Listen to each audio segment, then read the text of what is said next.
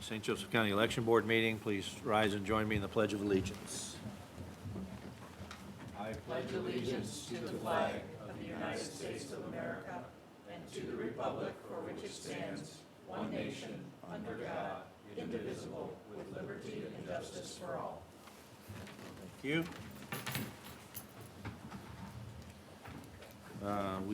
The next item up is the approval of minutes. Do we want to defer that?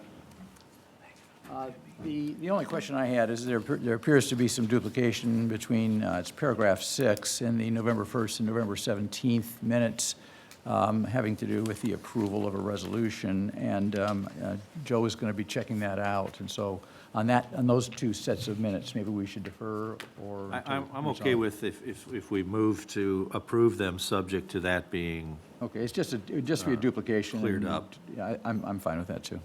Anybody want to make that motion? To approve, subject to that caveat, or do we want to defer? So moved. Okay, any second? I'll second. All in favor, say aye. Aye. Aye. Aye, it carries unanimously. Candidate filings is the next issue. Amy, do you want to update us on that? Great. I want to have, let's see, candidate filings. Tricia is going to be doing that for us. Okay, Tricia. So we have a new situation going on right now. Since elections and VR have merged together, all the candidates will be reporting to the fourth floor. It just makes it easier for the candidate. Instead of going downstairs and then having to come up, things will be stamped as received so that they can file. And as far as seeing their name on the chalkboard, they are still welcome to come downstairs to the basement to write their name on the chalkboard or have their name written on the chalkboard. But we want all candidates to come up to the fourth floor and not have to go down to the basement. Okay, and can you let us know who that handsome gentleman to your left is? This is Gino. This is the VR supervisor. Yeah, can we have a round of applause for Gino Catanzaro in his new position? Let us all pray that he doesn't let power go to his head quickly. I think we're good with him. Good. Do we have an update? Do you have more? Yes. Well, yeah, also, when the candidates come, they need to have their paperwork with them, whether it's filled out at that point in time. We will wait, but it can be notarized. We have the ability to notarize their paperwork so that the candidate is all done in that moment. Trying to think what else. Dates for filing? Dates for filing starts January 10th and ends at February 9th at noon. So everything needs to be in before noon on February 9th. And the number of open offices? 12. We have 12, yes. And I forgot my book that tells me, but we have treasurer, recorder, surveyor, 2 commissioner seats. We have some county council seats. I think there's 5 of those. And we have precinct and delegate as well. Those aren't seats, but those are open as well. Do we expect any public questions, such as the referendum we had last time on the bond issue in Mishawaka? That I don't know. We have not heard of I think we've heard today. anything. Not heard on anything. any public question issues.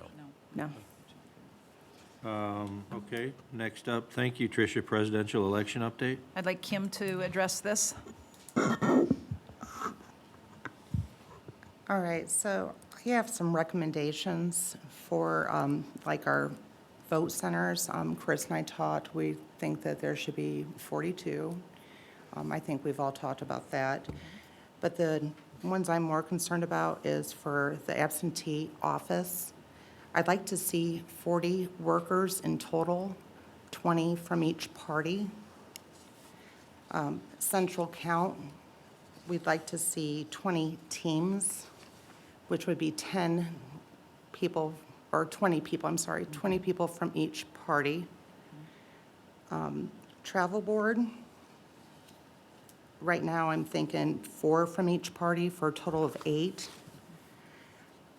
I do want to add in there was discussion, I think Chuck brought this up, about starting central count a little earlier by opening up envelopes.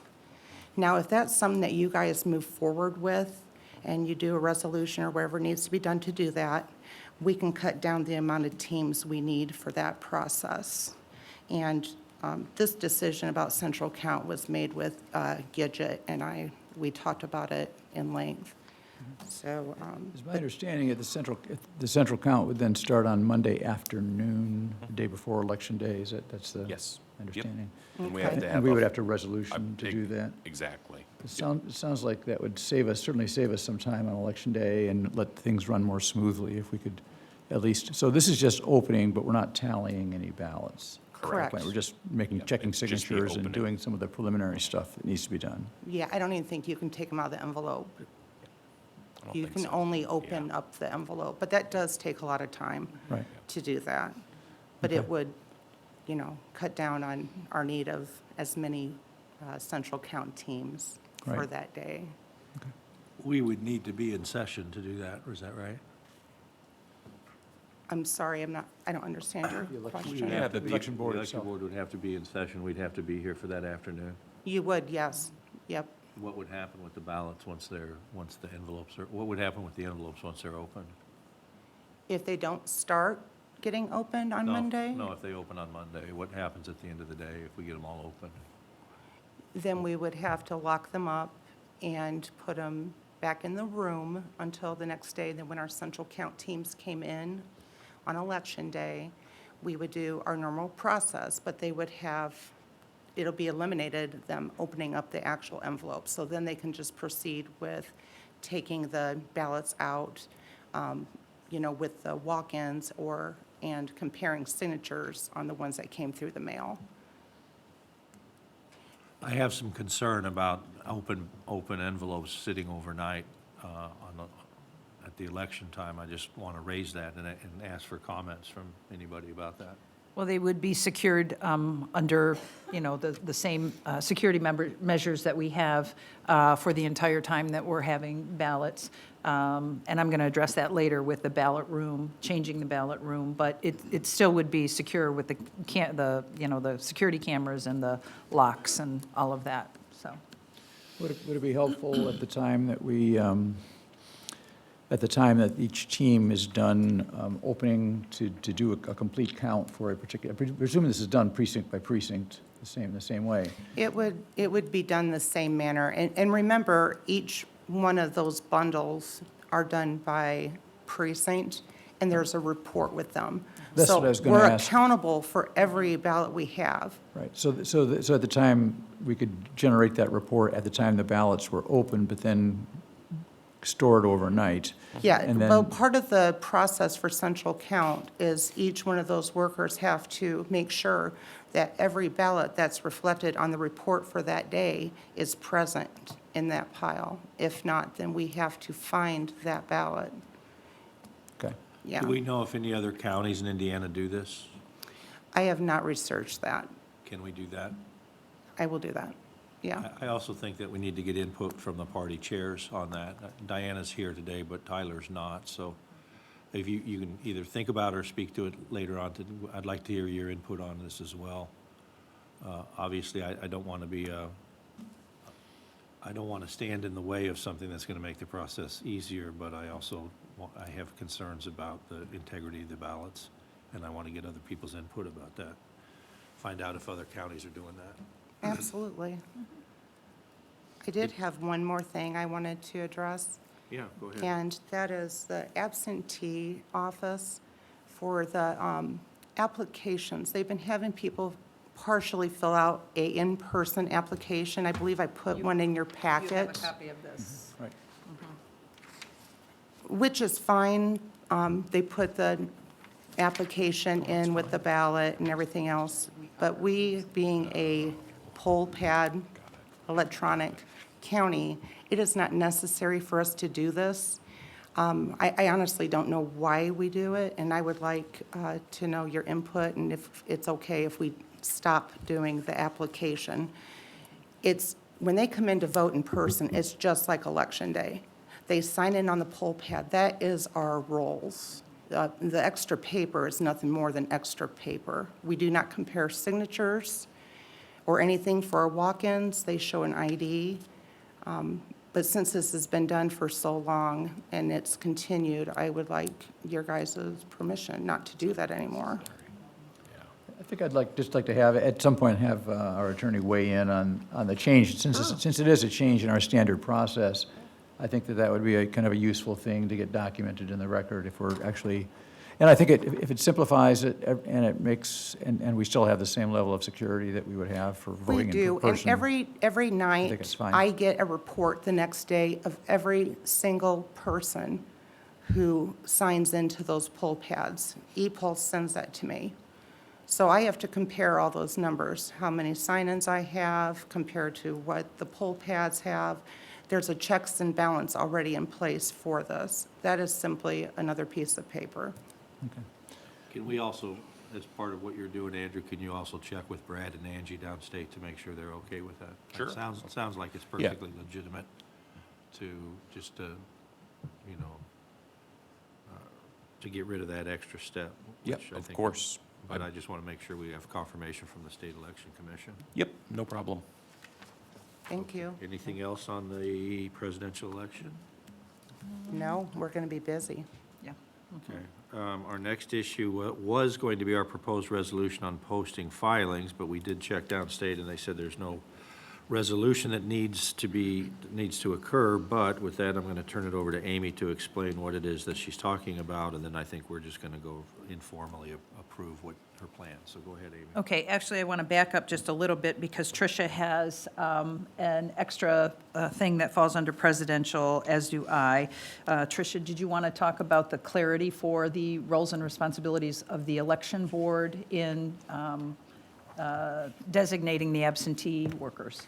Yeah, in the Indian Election Division, they have their letter that came out, and it breaks it down that says, though the party chairs assign the absentee voter board and the central count and the workers, it is actually the roles and the responsibilities of the county election board to decide where these workers work.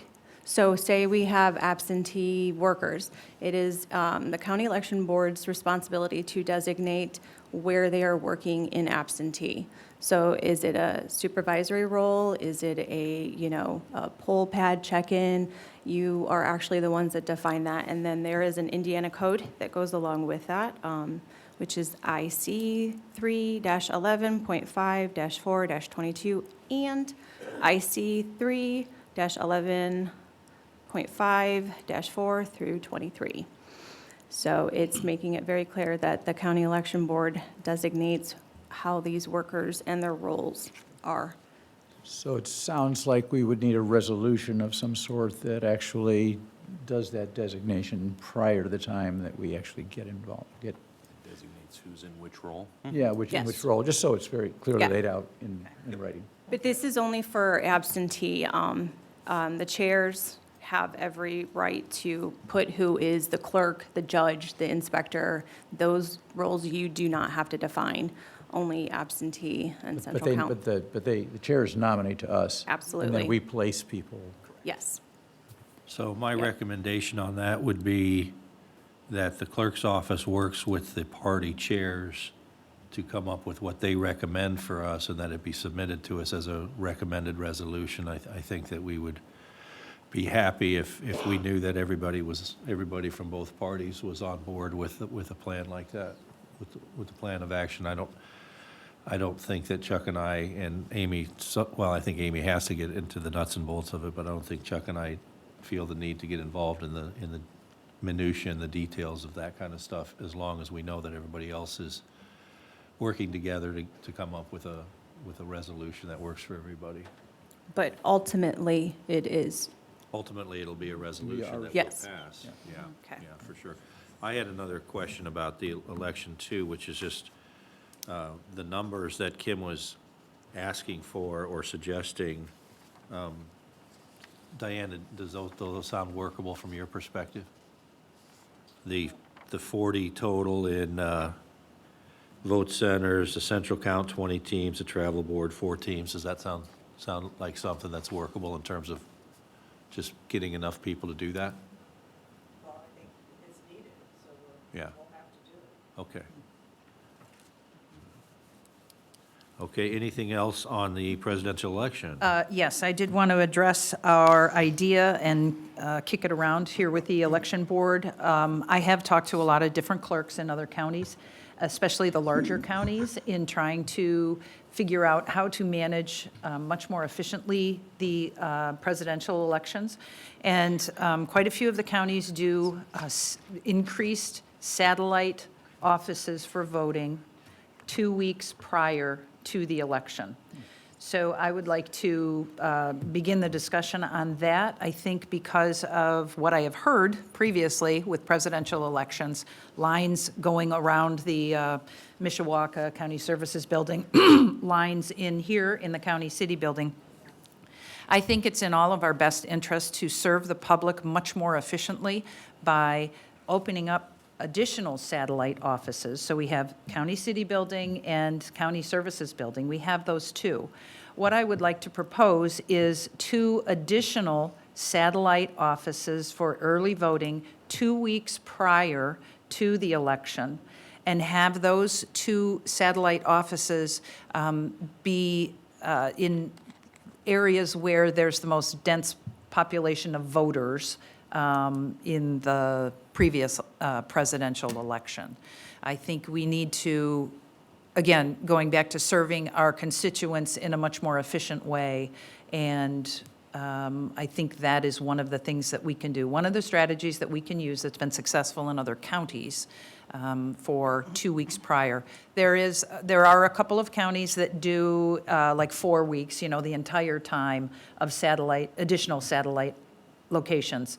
But in speaking with them more and more, they said, well, it mostly matters the 2 weeks before. So I think if we are going to try this as a different way of doing the presidential election, I would recommend that we just do 2 weeks prior to the election, that we have 2 additional locations. When you say most densely populated, are you talking about registered voters or actual voters from the last presidential election? I would say actual voters from the last, you know, the one, like the most popular vote centers, that area that we have. Now, we will not be able to we will only be able to use, you know, like a government, my idea would be using the libraries, using 2 libraries, because there's no school kids involved, there's no, you know, ideally, it would be the main library in downtown South Bend, which is most convenient, one of our most popular vote centers anyway, and perhaps the library in Mishawaka as well. They would be very close together, Mishawaka County Services Building and the Mishawaka Library. However, Mishawaka Library has, you know, ample parking, much more space. The Mishawaka County Services Building is really not ideal. It's just the lobby area is too small. It doesn't serve our constituents well. People have to wait outside. It's a long walk. It's a long and- walk from the parking lot. Yeah, and the services that continue day to day, you know, constituents paying child support, paying traffic tickets, going to court, that is just not an ideal location, I believe, for our constituents. So, Tricia, did you have anything you wanted to add to that? I know at one point in time, we talked about possibly seeing if we could use Mishawaka City Hall. That's the one, that's the long walk. Yeah. Yeah. The courthouse isn't a long walk. Is it? Yeah, the parking lot, it's a haul when you get to that parking lot, and you gotta go up the hill and the ramp and the stuff like that, and then you get in there, and it's kinda like the Taj Mahal, it's just wide open and nobody's around. But I think too, since we were given a tour, it depends on where, there is a lower level right out by the parking lot. If we could use that room, it would be perfect. I mean, think and it's a training room, Yeah, isn't that? it The is. training room where it's set up very similar to this. It Wide is. open space. And it's We have ADA not- compliant. I have yeah. not reached out at all to any of these. Chris has not either, this idea of the satellite offices. So that's why I wanted to bring it up here. And is there a restriction on the types of buildings satellite offices can be in? It needs to be, you said a governmental building? It doesn't need to be a governmental building, but it needs to be a vote center that we're already using. see. Yeah. So it transitions immediately from an early vote site to a voting center. Got it. Okay. Yeah. But, you know, the government buildings can't say no to us. Understand. Yeah. Sorry for that. So we've been told. This would be just for This is just for 2 November. weeks before the, General. yeah, before the general, Not just for that they 2 haven't weeks. attempted. Yeah. All right, so the resolution issue? Go ahead, Amy. Am I proposing a resolution? No, but we had that on there because you wanted to talk about Oh, just about the posting. posting stuff. I'm sorry. So I online. have one more thing as well, under presidential election. okay. I wanted to make very clear and transparent about the changing of our ballot room. Currently, the ballot room is in voter registration. It's very secure. I'm very happy with that, but it is not big enough for the amount of materials that will come in for the presidential election. So what we propose to do is to use what is the room right next to what is currently the ballot room. It is the break room. Sorry, Gino and Kim. The break room, which is very large, the perfect place to have an increase of election materials stored. What we need to do is, the next steps are to get approval to move the ballot room. We will talk immediately with IT about simply changing the camera, which is in the current room, to the ballot room. We will still have the sign-in, sign-out sheet on the outside of the ballot room. I have requested from facilities maintenance the securing of the doors that they have on the ballot, or on the current break room. And for that to, as soon as we make the decision to change the ballot room, to get that as the highest priority of implementing that security system in the new ballot room. Can I add something? Also, having a big room like that, this will give us the ability to have workers that will sit there, and they will be the ones to label and put all the ballots together versus having the 2 supervisors sit up here for hours trying to get everything filed. It keeps our supervisors downstairs, gives them the ability to work in that room and get everything done under a camera. Yeah. So it would be locked out so that they would have to move their break room to what's now the ballot room? Right, it's just a simple switch. And what's the first date on which we would actually be receiving ballots, so our deadline in terms of getting this all accomplished? I believe it's around the 19th of March. Okay. But I do believe that if we make this decision, that this can go up to the commissioner level to have as one of the highest priority items to happen for facilities maintenance. So I'm confident that that will happen. And we have been having, Do you need us to vote on that? I We don't- should probably have I a, don't know. You don't. Great. You Okay. don't. I mean, the code, regarding the locked ballot room just speaks to the keys and who should have access to them. Okay. You don't need necessarily to vote on it or even have any kind of resolution as to where that is. I think it is under our jurisdiction, though, so it's probably It good is. for us to acknowledge our at least, yeah, admit consent that and say, to yeah, do that. I consent to that. I think it's a good idea. Yeah, I would agree also. Great. okay. And one more thing from me, the election security grant that I submitted to the Secretary of State's office, I received a phone call in late December that we were awarded the full amount of the grant, and that the Secretary of State will be coming to St. Joseph County to present the gigantic cardboard check. But he is currently traveling to all of the counties. I think there were over 60 counties that received funding. So it will most likely be the week of perhaps the 23rd, I'm not sure. So I will let everyone know. I would like to do a press release when we have the details on that, but I wanted to let you know about that, so. Woo-hoo! Congratulations. And how much was that? It was a total of $65,000. Very good. Thank you. All right, moving to proposed resolution on posting the filings? Yes. The discussion we have had a few times here, and we've received clarity, I think. Andrew, would you? Sure. Yeah. This is, sort of an initiative regarding transparency regarding candidate finance filings. We've had a system in St. Joseph County where if you wanted to see a copy of a filing, you'd have to go down typically to the basement, request a copy, pay for a copy, et cetera. I think it may be the preference of the board, or the board may consider, without a formal resolution or even a vote, just having these posted online.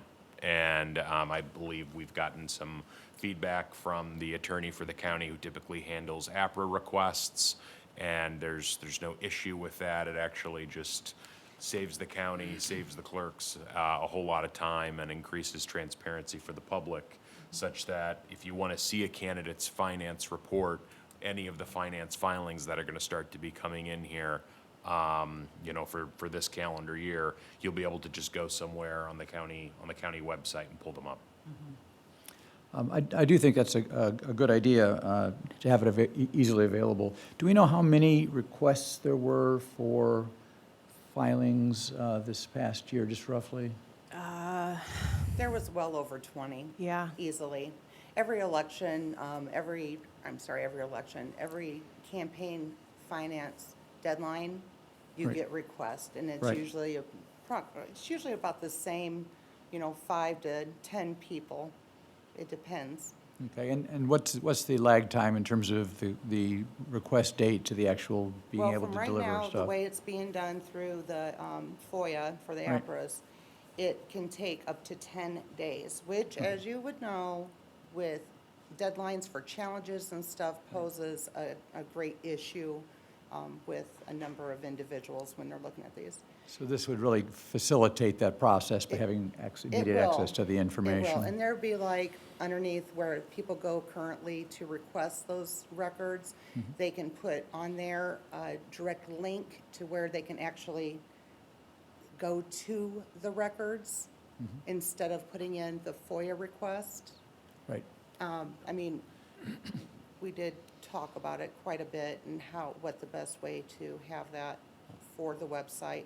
There's a good To model, provide which for is, everybody. the Indiana Secretary of State's website. For any state office, you can pull up candidate filings, usually within a day or so of the filing. So if someone's running for state representative, state senate, Right. governor, any of the statewide offices, that are state, not federal, you can pull it up right on their website. They have a pretty easily accessible thing there that they've had for, I think, well over a decade. So we would just be following the same sort of, pattern that they have. The only other concern I had is that, when the information is available only in paper form, it's not easy for someone to take the information there and use it for other purposes. I do know that there's a requirement in the Indiana Code about the use of information from reports or statements, and it says it may not be used for commercial purposes. Correct. And I wonder, and the code site on that is Indiana Code 3945, subsection C. I wonder if it might be useful to have a disclaimer or some kind of a statement on the website that these are available but cannot be used for commercial purposes in I think that compliance would be the with best way to this. do it. That's a great idea. How about we have a box that they have to check that says that you're agreeing that this cannot, before you can get access to these records, that you're agreeing that they cannot be used for commercial purposes. Kind of an acknowledgement of some sort. Yeah, we do that all the time on online stuff where you have to check the disclaimer box that you'd never read the disclaimer for before you can have access to something. I think it's a great idea. I just don't know how to build a website or. So if you guys can do that, I think I think the whole idea is a very good idea, and I think that we as an election board support it completely in that regard. And I think that we should have that disclaimer on there, and if we can make it so that they actually have to acknowledge the disclaimer before they have access to it, I think that's a good idea too. And finally, I think it's a very good idea to do a press release as soon as that's in position so that we can get the word out to the public in general that they have access to this stuff as well.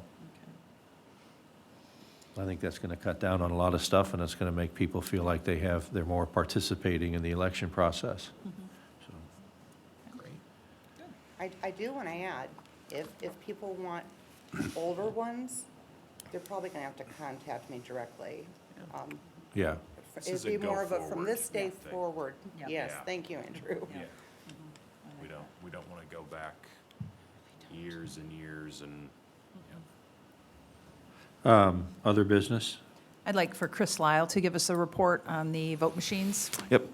So just a couple things, although it seems like we're off, we still have a whole bunch of stuff going on. So we are currently, right now, visiting all 42 sites. As I mentioned last time, we have 29 of the 42 that we've already physically gone to. The reason behind that is we just want to get ahead of some of the things that are going on, some of the changes that may have happened. We've already seen some layout changes in some of the sites just due to remodeling, things like that that have happened in some of these buildings. So it's good that we've gone ahead and proactively done that. We also found out that some of the sites aren't going to be available for May specifically, so we'll have to do some altering in that perspective. So we're working through that now.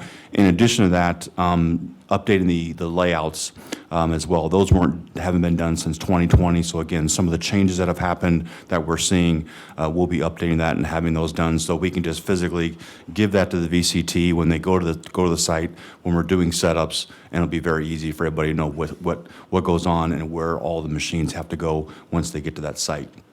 So that's one thing there. Yeah, yes. I know that one concern that came up had to do with Clay High School and the fact that, so is Clay still, I presume Clay is still open? Yes, Clay is still going to be open. Spring, They will but- be open in the spring. We still But not in the have fall? I have a new contact now for South Bend, so Steve Kovach is no longer the operations manager. Just for notes for everyone, Eric Tendon is going to be the new point of contact for South Bend, so I'll be reaching out to him to see if not only Clay High School, but also Warren Elementary is also under the same umbrella for that as well. So we just need to make sure that in the fall, will those two facilities still be available to us? As of right now, we say yes, but we want to make sure that we finalize that for sure right away. Well, and I guess that's the question is a question of continuity. If people are voting one place in the spring, but then all of a sudden that disappears in the fall, is it better to have a place that's going to be the same in the spring and the fall, since we know it has to change anyhow? Yep. I think it's an open question as to what works best. Yeah, for once folks. again, to get ahead of that, that's why we're doing that now. So we foresee that Clay and Warren will be available in the fall. We just need to make sure to pinpoint that and finalize to make sure that is the case. Bless you. The other thing, we will be visiting the other sites that are available for us the second week of February, so we'll be doing that. We'll have everything done then, and we'll have all the sites and layouts done by the 1st of March. That's my goal, to have that done. This is kind of some information more to come. There will potentially be some Mishawaka site changes. We met with the superintendent and the Mishawaka operations manager. They're suggesting some potential changes for the May election just due to the lack of not having those schools close. They're trying to not have as many schools as possible to be closed. So we are looking at alternative sites to kind of play hand in hand with Mishawaka and give them what they need for that reason. So we believe we have those alternative sites. We need to do some visits on those, look at what those look like. There won't be many changes. We actually think it may be a little bit better for us as far as the location and having some better layouts and some more ideal for the voter itself. Couple, just as far as warehouse goes, we will be starting warehouse work the last week of February, so it's coming up very, very quickly. So again, a lot of this stuff needs to happen right away. That's why we're doing it now.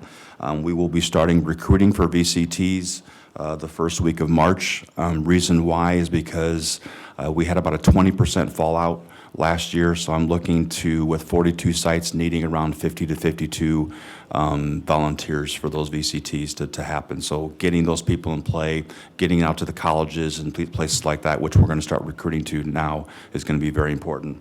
And then lastly, I already mentioned about Eric Tendon, who is the new operations manager for South Bend. Any questions or comments for me?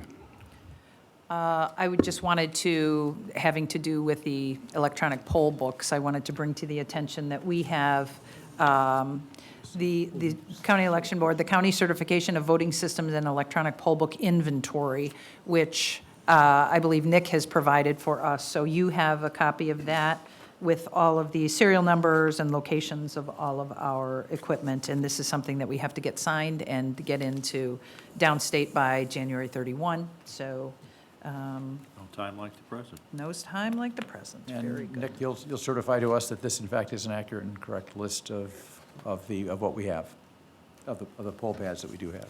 And this is poll pads only, is that right? No, those are, I think you have a list of poll pads and VCTs, right? Yes. The Freedom Votes. Yep.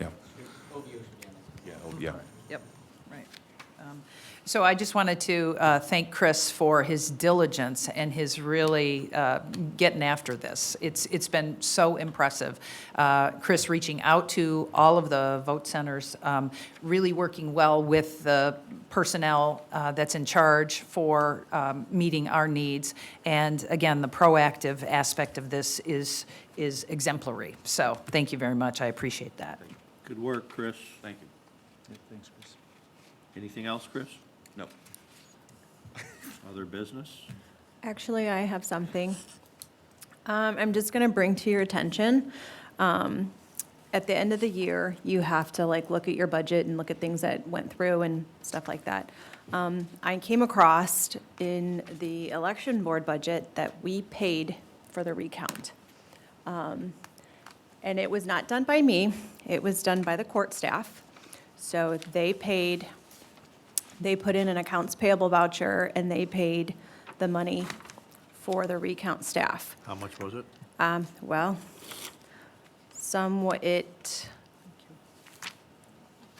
there was 100, there was 200, there was 400. There was a list. Some of it got paid from the deposit that Geiger had put down, and then the rest came out of your election budget for 2023. I can get you the numbers on it. I was bringing it to you, letting you be aware, because I was not aware that it was coming out of the election budget. If we could get an invoice for the amount or something to that effect, I'm happy to take it over to Judge Broden and Okay. sit in his chambers until he cuts us a check. Okay, That's one solution. I can email you that. And if that doesn't work, I'll send my muscle to the left.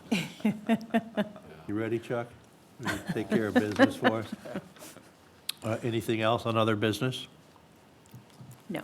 Thank you for catching that. Yeah, thank you very much. Yeah. We're open for public comments.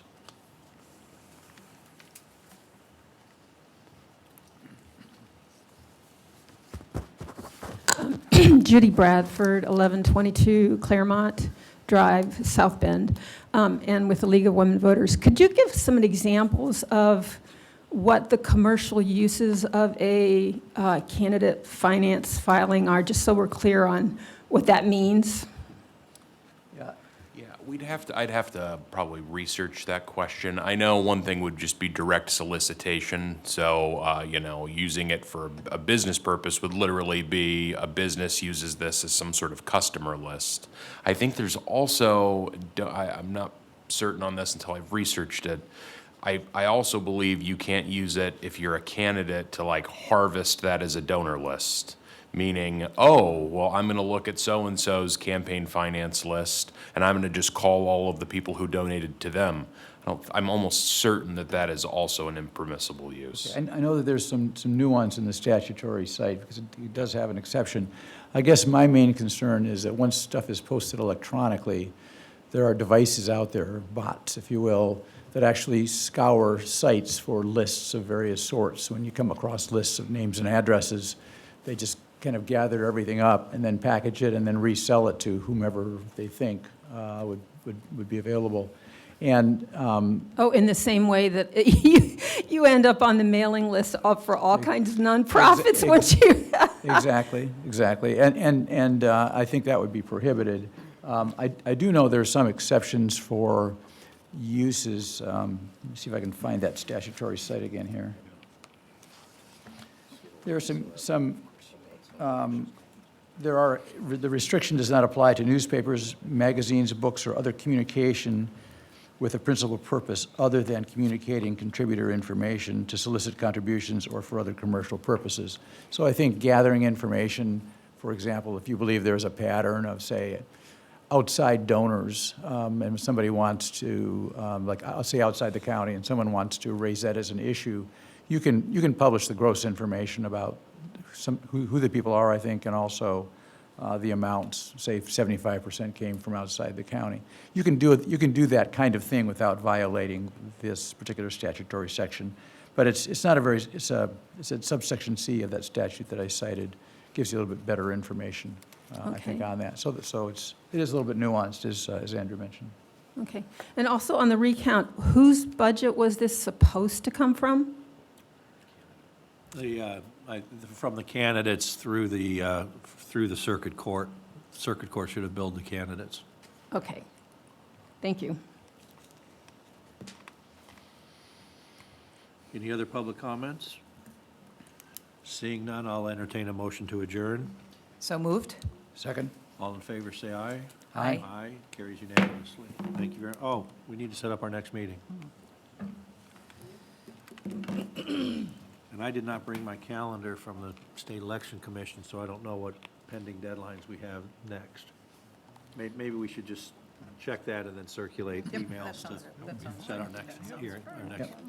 My only dates, I'm going to be out of town between January 25th and January 30th. That's my only window that I'm unavailable. Okay. Did we pass a resolution to allow you to travel? Not yet. Okay, well, let's just do it that way then, and once again, we are adjourned. Thank you. Excellent.